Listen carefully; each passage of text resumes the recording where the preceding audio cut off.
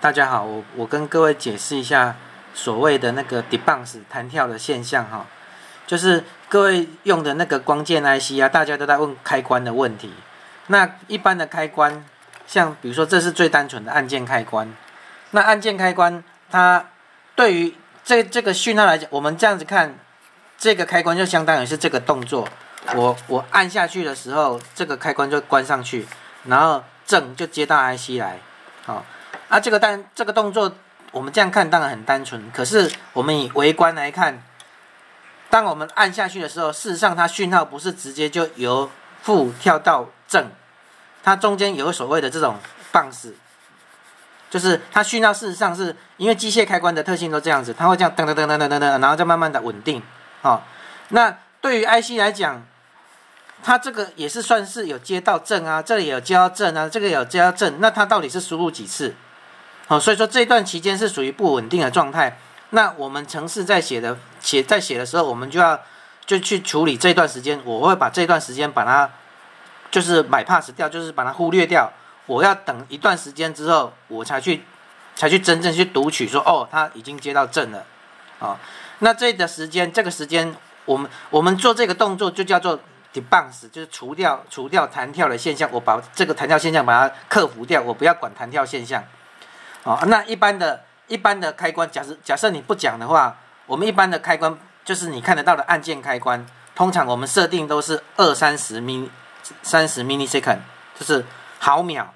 这样子就可以克服这个问题。就是说，当按键按下去的前面20-30毫秒，我通通不要管它，我到第31毫秒之后，我才去承认这个讯号，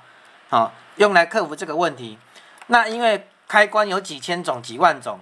你没有办法写一个万用的程式，就是说每一个开关我都可以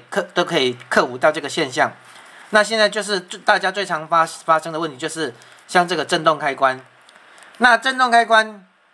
我们不可能知道你用的是哪一家厂商的开关，你用的是什么型号的开关，那我就不会知道这个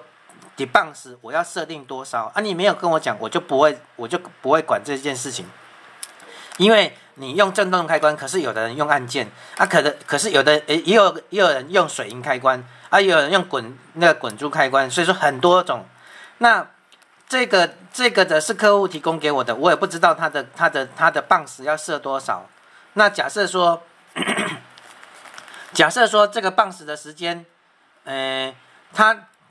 你这样摇一下，这个东西摇一下，它可能讯号就是这样子，哒哒哒哒。马上就不见了，就回到负，它正的时间就很短。那我假设这个时间就只有2ms 2毫秒结果我程式里面的 debounce 我是设定20ms， 那你这个时间可是我是到第20 ms 的时候我才去抓，那当然我抓不到讯号这个就是说你没有告诉我这种bounce的时间这个规格的话，我就程式没办法你就有可能你这个在摇的时候，我的 IC 根本没办法侦测到你这个摇动，因为你这个摇动的时间，它 touch 到了，它送过来的讯号很短，那我就会抓不到这个就是弹跳，就是有关开关，就是bounce，就是弹跳的现象，这个要注意的就是这些问题。那这些问题你做光键 DIY 的人本身自己就要清楚这个，因为你用什么零件是你自己去买的，你必须要知道你用的零件的特性是什么，那我们才可以帮你做处理。好，谢谢。